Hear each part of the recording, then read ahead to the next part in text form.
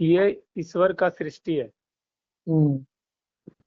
और ईश्वर के सृष्टि के संवर्धन के लिए, और उन्होंने अपने एको हम बहुश्यामा के भाव से अपने अपने भिन्न रूप में वही आया।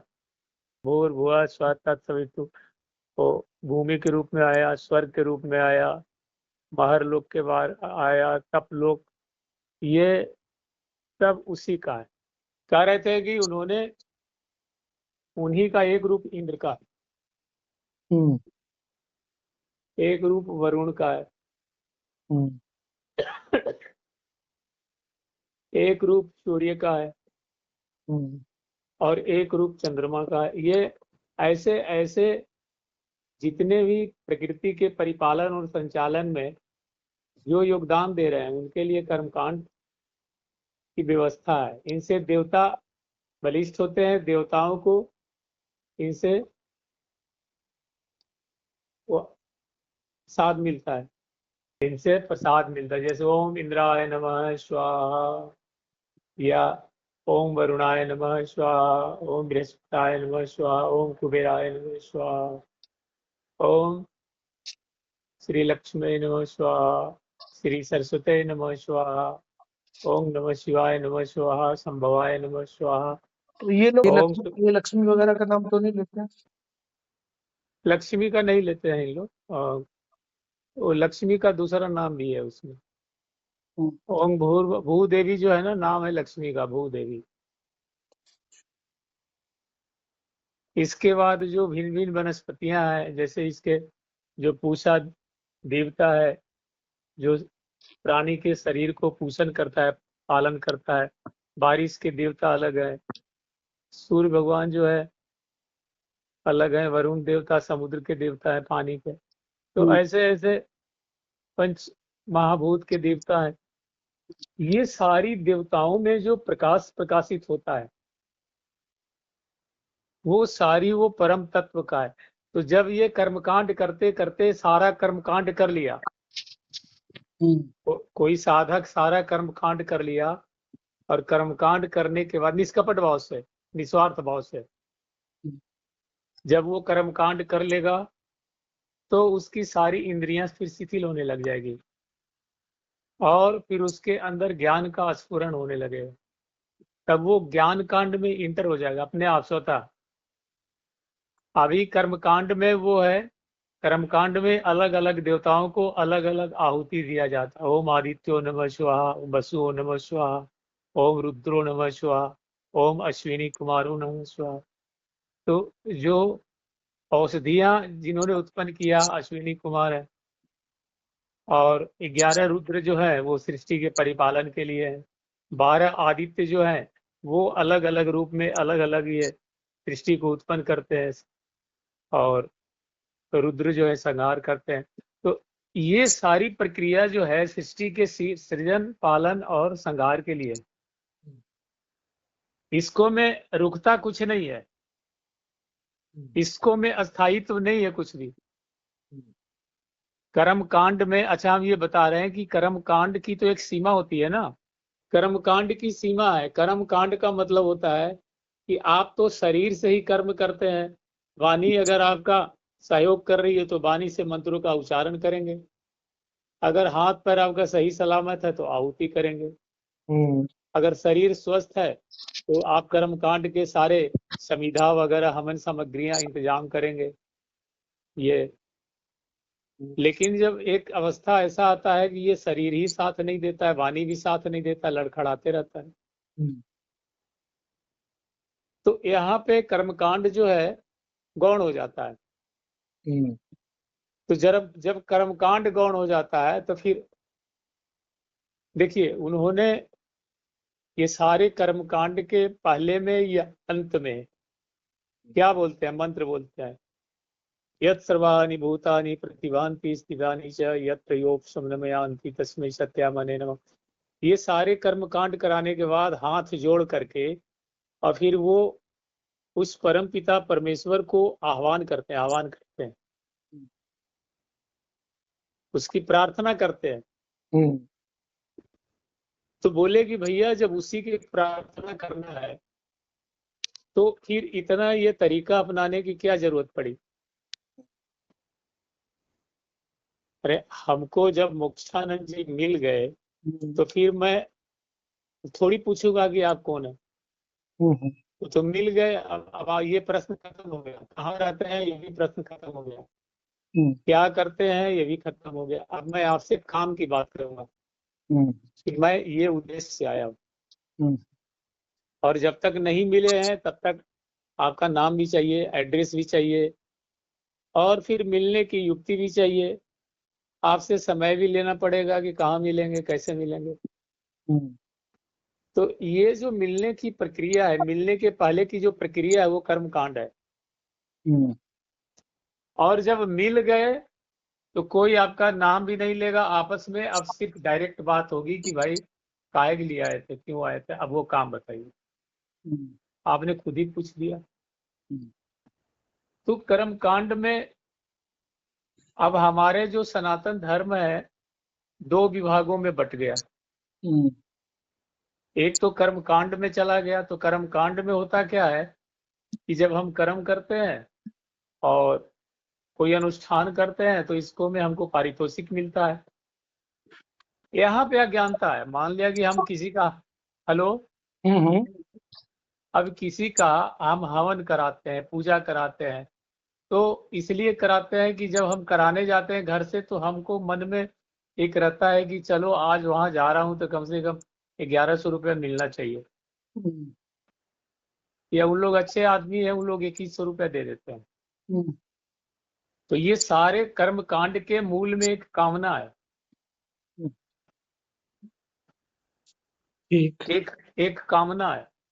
कामना किस लिए है? क्योंकि शरीर को परिपालन करना है, शरीर को चलाना है, समाज में थोड़ा सा और दोनों कुछ। दोनों की है, जो करवा रहा है उसकी भी है और जो करने जा रहा है उसकी भी है। हाँ, जो करवा रहा है अब वो तो अज्ञानी है, वो तो उसके पास तो ज्ञान नहीं है, तो वो उसको लग रहा है कि ये करवा रहे हैं तो हमको फल मिल रहा है, सब कुछ फल ही मिल रहा है। कभी तो कर्मकांड की एक स्थिति है। अरण्यक में जब जाएंगे ना, अरण्यक मतलब जब वानप्रस्थ की अवस्था आती है तो वहां पे कर्मकांड नहीं है। और आप एक परंपरा देखेंगे, पुरातन परंपरा रही है त्रेता युग से, सतयुग से, कि लोग वानप्रस्थ को जाते हैं, वानप्रस्थ को। तो वानप्रस्थ में क्या होता है कि अब आपके वो चिंतन सिर्फ चलता है, चिंतन करते हैं उन लोग। चिंतन तो पहले ये करते हैं कि हम किस परिवेश में थे, कहाँ से आए, और हमने जो जीवन में किया उसका मैं प्रायश्चित करने के लिए आया हूँ। जो जो जीवन में किया है उसका इस जीवन में प्रायश्चित करने, और वो 100% प्रकृति के ऊपर निर्भर हो जाते हैं, 100%। तो जब प्रकृति के ऊपर निर्भर हो जाते हैं और इस तरह का चिंतन उनके अंदर शुरू हो जाता है, तब उनके अंदर ज्ञान की स्फुरना जग जाती है, ज्ञान सृजन हो जाता है। मतलब वो ज्ञान जो है वो बढ़ने लगता है। तो धीरे धीरे ज्ञान के स्तर में जा करके और वो साधना को बलिष्ठ करते हैं। वहां पे फिर शरीर का कोई काम नहीं है। देखिए, ज्ञान मार्ग में जब आप मेडिटेशन करते हैं, आप मेडिटेशन करने बैठो तो मेडिटेशन में क्या है, आपका शरीर का कोई काम ही नहीं है। मेडिटेशन में हाथ पैर भी नहीं हिलना चाहिए। अगर आप हिला रहे हैं हाथ या कान खुजला रहे हैं तो आप अभी अन्नमय कोष से ऊपर उठे ही नहीं। और आपको मृत्यु का भय भी सता रहा है तो प्राणमय कोष से भी आप नहीं ऊपर उठे हैं। तो जब साधना करता है आदमी, तो मेडिटेशन, जैसे ऐसे साधारण भाषा में समझिए कि जब कोई भी आदमी मेडिटेशन करता है तो ये जो कर्म इंद्रियां हैं जिससे कर्म कांड होती है, तो ये कर्म इंद्रियां को वो शिथिल करता है, गौण करता है। रहता सब है उसके पास, वो कर्म इंद्रियों से काम नहीं लेता है। और फिर सारे इंद्रियों को, कर्म इंद्रियों को और ज्ञान इंद्रियों को मन में आहुति देता है। मन में लाता है, भावना करता है मन में ला करके, और मन को फिर बुद्धि में प्रविष्ट कराता है, ज्ञानमय कोष में। और जब बुद्धि में वो मन, सारी इंद्रियां दो आ गए, कर्म इंद्रियां और ज्ञान इंद्रियां मन में चले गए, क्योंकि मन ही इन लोग को परिचालन का काम करता है। तो अब शरीर तो कहीं हिल डोल नहीं रहा है, शरीर तो एक स्थान पर बैठा हुआ एक नाम जप कर रहा है। तो जब ये मन जो है ये सारे इंद्रियों को लेकर के बुद्धि में जब चला जाता है, विवेक में, तो यहाँ पे वो विज्ञानमय कोश में चला जाता है, बुद्धि से आगे विज्ञानमय कोश में चला गया। और विज्ञान में कोश में जा करके वो देखता है कि वो जो परम पिता था जिसको हम भूले हुए थे, वो तो मैं हूं। वो बोले कि वो इतनी सर्वव्यापक और सघन है कि उससे तो अछूता है ही नहीं, एक कण भी नहीं, चाहे किसी भी लोक में आप चले। तो बोले कि उसमें और मेरे में तो कोई अंतर नहीं था, वही प्रकाश मेरे अंदर है और वही प्रकाश उसके अंदर है, तो हम लोग तो दोनों एक है। तो फिर विवेक से ये आत्मा को आत्मा में समाहित करने की प्रक्रिया शुरू हो जाती है, जिसको महासमाधि योग कहते हैं। तो जब इस अवस्था में मनुष्य चला जाता है तो तब ज्ञान कांड भी गौण हो जाता है। ये कर्म कांड और ज्ञान कांड ये दोनों एक सीमित लक्ष्य तक जा करके ये दोनों गौण हो जाती है। फिर वो परमानंद में विचरण करने लगता है। फिर वहां पे अब आप देखिए कि कोई एक ऐसी जगह चले जाइए चकाचौंध वाली जगह में, और सब अजूबा है, मतलब उसमें आपको जो चाहिए वो मिल रहा है, वहां पे सब कुछ मिल रहा है और बहुत सुख मिल रहा है, आपके शरीर के अनुकूल वहां व्यवस्था सब बनाया हुआ है और बहुत सुखी हो रहे हैं आप। तो आपको फिर पीछे कोई याद नहीं आता है कि मैं किस बैकग्राउंड से हूं, मैं कहाँ से आया हूं, कौन हूं, नहीं हूं, क्योंकि आप उस सुखानुभूति में रम रहे हैं। सारी व्यवस्थाएं वही हो रही है। तो शरीर भी क्योंकि आपके समझ से बाहर है, वहां पे वो सुख तो शरीर तो ज्यादा क्रिया करेगा नहीं। और मन जो है वहां पे वो सुख के ताम झाम में वो भी शिथिल हो जाता है और बुद्धि भी काम नहीं करेगी, क्योंकि वहां ऐसे चीज बने हुए कि जहां आपकी बुद्धि से परे है सब कुछ। बुद्धि तो वहां लगाया जाता है जिसको आप जानते हैं, आपने कभी देखा है और कभी उपयोग किया है या दुनिया उपयोग करती है, तो वहां पे आपका बुद्धि काम करता है ना। अब मान लिया कि आपको ऑक्सीजन लगा करके और गैस सिलेंडर में भर करके या कोई कैप्सूल में भर के समुद्र में डाल दिया जाए, तो यहाँ पर आपका क्या कर लीजिएगा वहां जाकर? कुछ नहीं, आप बस देख रहे हैं कि भाई हम जिंदा है, अच्छा है, हम समुद्र के अंदर है, पानी के अंदर है, बस इतना, इससे ज्यादा अब यहाँ पे कुछ काम नहीं है आप।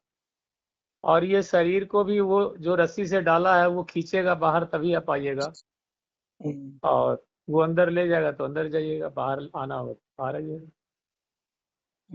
तो यहाँ दोनों कांड जो है, कर्म कांड और ज्ञान कांड, दोनों गौण हो जाते हैं। फिर वो आत्मा और परमात्मा का वहां पर मिलन होता है, जो बहुत जटिल है, बहुत बहुत कठिन है, बहुत कठिन है। ईश्वर में एकाकार हो जाना ये बहुत साधारण बात नहीं है। आप वैसे गुरु का सानिध्य हो जो बार बार उसको चोंच मार मार के समझाए, अपने संरक्षण में रख करके, और फिर उसको वो अभ्यास कराए, और ये संसार कैसे नश्वर है उसके बारे में जब बता दे, ये संसार में जो आवागमन का चक्र है वो कितने दुखदाई है। और आवागमन तो छोड़ दो, तो बात की बात है, ये शरीर में ही तुमने कितना सुख दुख झेला है, तो सुख का रेशियो कम होगा, दुख का ज्यादा होगा। तो बोले कि ये शरीर तो दुखमय है, नानक दुखिया सब संसारा। और कोई संत लिखे हैं कि ये संसार जो है दुखालय है, इसके सिवा कुछ है ही नहीं। क्योंकि हम जितना भ्रमण करते हैं और जितना विचरण करते हैं, वो कहीं न कहीं से क्षणिक सुख के लिए ज्यादा से ज्यादा दुख कलेक्शन करते हैं। क्योंकि आपके मनों में आपके मन में एक स्केल बैठा हुआ है कि हम इस परिवेश में मेरा मन प्रसन्न रहता है, और परिस्थितियां वहां पर प्रतिकूल देखेंगे तो आप दुखी हो जाएंगे। हम्म, बोलेगी यार मैं तो ये सोच करके आया था प्रमोद जी के पास, हम्म, तो अब प्रमोद जी का तो व्यवहार उल्टा सीधा है, ठीक हम्म, नहीं है, तो बहुत बेकार बात हो गई। हम्म, तो परिस्थितियां प्रतिकूल हो जाएगी तो दुखी हो जाइएगा। हालांकि प्रमोद जी व्यवहार बदले कि नहीं बदले, लेकिन कुछ एक ऐसा व्यवहार जो है जो आपको अंदर से झकझोर दिया। हम्म, तो ये सारी व्यवस्थाएं जो है ये संसार के और शरीर के संवर्धन के लिए, इससे शरीर उन्नत होता है। देखिए शरीर की रक्षा हम कह रहे हैं कि एक आदमी जीवन पर्यंत हवन करता है, शरीर को बलिष्ठ बनाता है, शरीर को पाप मुक्ति के लिए करता है, शरीर के लिए स्वास्थ्य बनाता है सारी देवता, तो क्या वो बीमार नहीं पड़ता है? नहीं, जितने भी महापुरुष हैं सब बीमार पड़े हैं, भयंकर बीमारी से सब मरे। महर्षि रमन को देखिए, ऐसे ऐसे बहुत संत हैं जो बड़े बड़े बीमारी से मरे हैं। हम्म, तो इसको मैं, ये तो प्रकृति, जो प्रकृति के द्वारा संचालित हो रहा है वो तो प्रकृति में कलमश है, हम्म, समय पर वो रोग जनित रोग पैदा कर देगा। जहां से सुख उत्पन्न होता है वहीं से दुख भी उत्पन्न होने लग जाता है। हम्म, अनुलोम विलोम वाला कहानी है। हम्म, तो ज्ञान कांड और कर्म कांड, कर्म कांड एक पहली पड़ाव है जिसमें हम शरीर को प्राथमिकता देते हैं और समाज को उन्नत करने की बात करते हैं। हम कह रहे हैं कि कहीं भीड़ में 1000 आदमी के भीड़ में हमने हवन करा के चलाया, तो क्या उससे समाज उन्नत हो जाएगा क्या? हम्म, फिर हम 6 महीना के बाद वहां जाएंगे, तो उससे समाज का क्या लाभ होगा? समाज के संवर्धन के लिए, समाज के उन्नत करने के लिए, तो फिर वो उसकी सिस्टम बनी है ना, उसमें सरकार बनी हुई है, उसको में संविधान बना हुआ है, उसको में न्यायालय बना हुआ है, उसको में बहुत सारी सिस्टम है। उससे उससे राष्ट्र तरक्की करता है, राज्य तरक्की करता है। वो सिस्टम में, वही सिस्टम में सारे प्रजा जो है, सारी प्रजाएं जीवन यापन करते हैं। तो हम्म, प्रजा को जीवन यापन करने के लिए वो लौकिक सिस्टम बना हुआ है जिसका मॉनिटरिंग एक अलग डिपार्टमेंट करते रहता है।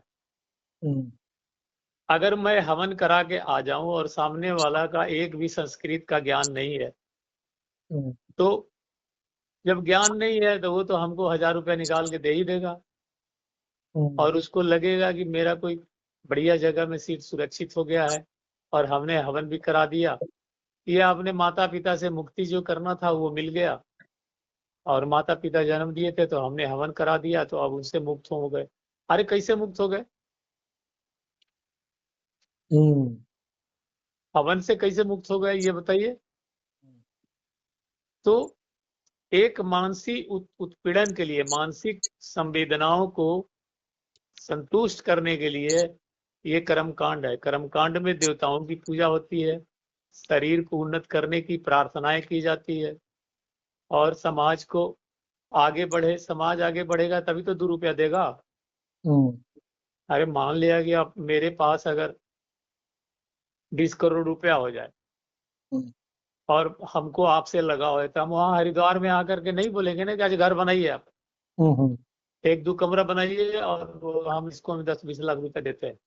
हम्म, तो आप बोलिएगा ना कि 10-20 लाख रुपया हम लेंगे, हाँ 10-20 लाख रुपया दीजिए क्योंकि आपसे बात करते हैं अच्छा लगता है, टाइम देते हैं आप, हम बात करते हैं। हम्म, तो अब मेरे पास पैसा नहीं है, और तब आप बोल दीजिए कि ऐसा है कि दिल्ली से आ रहे हैं तो एगो मोटरसाइकिल ले आइए खरीद के। हम्म, हम्म, तो कहने का तात्पर्य यह है कि कर्मकांड 99.99 लोगों को जरूरत है, क्योंकि शरीर है तो बिना कर्म किए रहेगा ही नहीं। हम्म, ये शरीर जो है ये कर्म करेगा ही, हम्म, और जब कर्म करेगा तो इसको फल मिलेगा। फल दो तरह का, फल का परिणाम भी दो तरह का, या तो शुभ होगा या तो अशुभ होगा। हम्म, अगर शुभ फल किया तो उसका जो जो वैदिक धर्म में व्यवस्था है उसे पुण्य मिलता है, और पुण्य अगर हुआ ज्यादा तो स्वर्ग की प्राप्ति होगी, और अशुभ कर्म करेगा तो उसको अधोगति मिलेगा, उसे नरक की प्राप्ति होगी। अगर पाप और पुण्य दोनों मिश्रित है, बराबर है, तो फिर मनुष्य योनि में चला जाएगा। अगर उसने ज्यादा पाप ही किया है, पुण्य के बारे में कुछ सोचा ही नहीं, तो त्रियक योनि होगा। मनुष्य के अलावा जितने योनियां हैं वो त्रियक योनि है, वो सब भोग योनि है ना। पाप काटने के लिए थोड़ा दिन के लिए आते हैं, भोग भोगते हैं, प्रकृति में स्वच्छंद विचरण करते हैं, पशु पक्षी इत्यादि, और फिर वो शरीर को परित्याग कर देते हैं, फिर चले जाते हैं, फिर दूसरे शरीर को धारण करते हैं। तो इस तरह का व्यवस्था तो है, लेकिन जो ज्ञान कांड के जो पराकाष्ठा है उसमें कौन गया है, और जो गया उसने तो कुछ बताया नहीं, क्योंकि वो शब्दों में परिभाषित नहीं किया जा सकता है। वो शब्दों के माध्यम से, वहां तो शब्द भी गौण हो गए। आपके कर्मकांड में सबसे प्रमुख क्या है? शब्द ही तो है। आप आकाश तत्व के एक विषय का प्रयोग करते हैं, और आकाश तत्व के विषय का प्रयोग करते हैं, तो जो हवन कराते हैं उसको, जो समिधा है, जो सारे सामग्रियां हैं, वो 5 तत्व का ही तो है। जल भी चाहिए आपको, समिधा भी चाहिए जो प्रकृति से उत्पन्न होता है, हवा भी चाहिए, अग्नि भी चाहिए वहां पे, वायु भी चाहिए, और शब्द भी चाहिए। तो आप 5 महाभूत से उत्पन्न हुए हैं, और 5 महाभूत में ही संलिप्त है अभी तक, इसे तो उठे नहीं। तो इस तरह की बात है।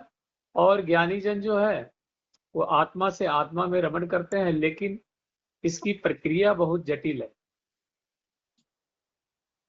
अब एक छोटा सा उदाहरण आपको बताते हैं। हेलो, आप ज्यादा नहीं 5 सेकंड जो है, या 10 सेकंड,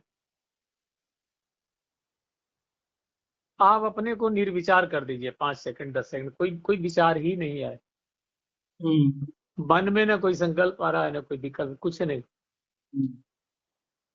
मन जो है उसमें कुछ आ ही नहीं रहा है। तो इसको कहते हैं अंतर्मुखी होना। जब मन में कुछ नहीं होगा, उसने मसाला आगे बुद्धि को नहीं भेजा, तो बुद्धि जो है स्वतः चित्त में जाकर के अंतःकरण में बैठ जाती है। तो इसमें अंतःकरण से आप, लेकिन जब आप इस तरह के अभ्यास करेंगे तो आपके अंतःकरण में बहुत सारी संस्कार, अनेकों जन्म का पड़ा हुआ, आप इधर से मान लिया कि मन को समेट रहे हैं संसार से, कि हमको संसार की बात नहीं सोचना है, क्योंकि मैं तो इसी जन्म की जो दृश्य देखा हूँ, जानता हूँ, तो नहीं सोच सकता हूँ। तो चित्त जो है फिर आपके धरोहर में से, आप उस भंडार में से फिर बहुत पुरानी पुरानी बात, अलग अलग शरीरों का बात ले आके रख देगा। लेकिन ले आएगा तो वो भी मन में स्फुरण होने लग जाएगी। सिर्फ 10 सेकंड का निर्विचार होकर के देखिए, और इसके बाद बताइए कि कैसा लगा। निर्विचार में भी आपको कुछ याद नहीं रहेगा। निर्विचार में आपकी हालत भी समझिए कि एक शिथिल हो जाएगी, बेहोशी की अवस्था हो जाएगी। काहे कि जो विचार की स्फूर्णा है वही ये शरीर को संचालन करता है। तो जैसे ही आप निर्विचार में जाते हैं, तो ये आपके सारे कर्म इंद्रियां और ज्ञान इंद्रियां शिथिल हो जाती है, और मन जो है तो तुरंत भाग करके बुद्धि के पास चला जाता है, और बुद्धि अंतःकरण में समाहित हो जाता है। फिर वहां से कुछ जो इंडेक्स है, कुछ धरोहर है, निकालने का प्रयत्न करता है। तो फिर आदमी सोचना शुरू कर देता है। आप सुसुप्ति में जब सोते हैं तो सुख होता है। सुसुप्ति में आपके अंदर कोई विचार नहीं, सिर्फ सिर्फ प्राण वायु चलते हैं, जिसको प्राण में कोष करते हैं। सुसुप्ति में ये सारे कर्म इंद्रियां और ज्ञान इंद्रियां और मन को, बुद्धि को, ये सब ले करके प्राण जो है अपने अंदर, ये सब प्राण के अंदर चले जाते हैं। और जब प्राण के अंदर चले जाते हैं तो इन लोग में न कोई विचार आता है, और न विचार नहीं आता है तो नींद आने लग जाएगी।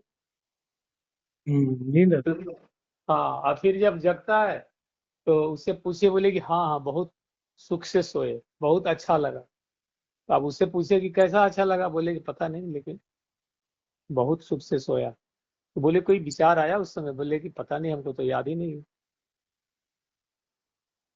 और जब विचार में आप उधेड़ बुन करते रहते हैं, जगते रहते हैं और सोए भी नहीं है, आधा जगे हुए हैं आधा विचार करें, इसको स्वप्न अवस्था कहते हैं। स्वप्न अवस्था में स्वप्न देखते हैं। किसका स्वप्न देखते हैं? जो काम अपने दिनचर्या में आपने अधूरा छोड़ दिया है और जिसका प्लानिंग प्रोजेक्ट करके प्रोजेक्ट बनाया है, फिर उसी का विचार आने लग जाएगा।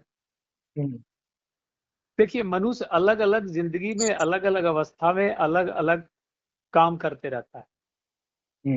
युवा अवस्था में वो लड़कियों के औरत के चक्कर में रहता है, उस समय यही स्वप्न उसके आते हैं। और बाल्यावस्था में खेल कूद में रहता है, तो फिर उसका खेल कूद का स्वप्न आते रहते हैं। शिशु अवस्था में सिर्फ माँ का और दूध का, तो उसके लिए रोता है, विलाप करता है, तो उसको वैसे मिल जाता है। तो स्वप्न अवस्था में जो आपके काम अधूरा रह गए हैं, वो जागृत भी नहीं है और सुसुप्ति भी नहीं है, तो वहां पे उसको स्वप्न अवस्था कहते हैं। तो मन जो है एक अपना अंदर खुदे से एक सृष्टि बना लेता है। जैसा आपने यहाँ देखा है, उस तरह से मन जो है एक सृष्टि का सृजन करता है। वही आपका हरिद्वार का सुमन नगर मिलेगा, वही गंगानहर मिलेगा।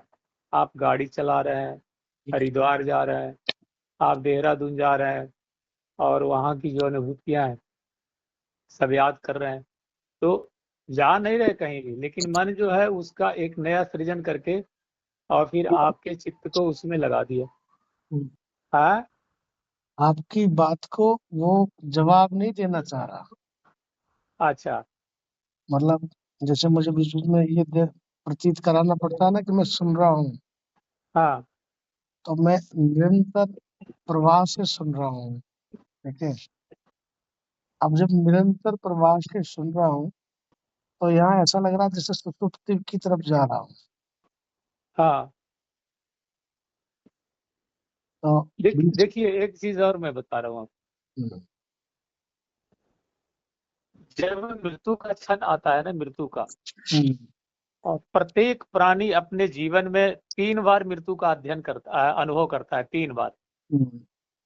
चाहे वो बीमारी में करता हो, हार्ट अटैक में करता हो, या मान अपमान में करता हो 3 बार महसूस करता है।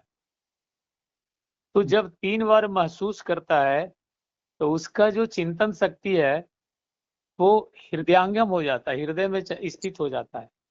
क्योंकि जब जब वो अपने हृदय में, जिसको हार्ट अटैक कहते हैं या और बहुत सारी बीमारी, वो हार्ट में वाइब्रेशन ज़्यादा हो जाता है, ब्लड सर्कुलेशन ज़्यादा हो जाता है, तो फिर वो अपना शरीर के बारे में, तो वो पैर पर ध्यान नहीं देता है, फिर वो अपना नाखून पर ध्यान नहीं देता है, ड्रेस पर भी ध्यान नहीं देता है, परिवार पर भी, समाज पर भी ध्यान नहीं देता है। उसको सिर्फ दर्द महसूस होता है, बस कि दर्द हो रहा है। अब कोई उतार करके उसको चौराहा पर अगर फाड़ दे मूर्छावस्था में, तो उसको वो देश काल परिस्थिति का भी ज्ञान नहीं होगा कि हम ये चौराहा पर जमीन पर लेटे हुए हैं। ऐसा नहीं होता है। ऐसा इसलिए नहीं होता है कि मन जो है सारे इंद्रियों को लेकर के और प्राणमय कोष में चला जाता है। और प्राणमय कोष जो है वो उसकी आयु तक उसमें रहता है। आयु अगर पूरी हो गई तो प्राणमय कोष निकल जाता है। तो जब निकल जाता है तो मन, बुद्धि, चित्त और अहंकार, ये चारों जो है वो है हार्ड डिस्क। ये शरीर में 4 ही हार्ड डिस्क है, मन, बुद्धि, चित्त, अहंकार। सारे कंप्यूटर को तोड़ दीजिए, जैसे जहाज में ब्लैक बॉक्स होता है, सारे कंप्यूटर तोड़ दीजिए, हार्ड डिस्क में सब रहता है जमा। तो ये प्राण का काम है, उदान वायु, लास्ट में इसका उदान वायु का काम है कि वो ये सबको ले करके और उसकी जो जो जगह है वहां पे पहुंचा देता है, उदान वायु। तो ऐसा है उसमें। ऐसे देखिए ना, जब मान लिया कि आपको जमाई आ रहा है, तो जमाई में विचार गौण हो जाता है।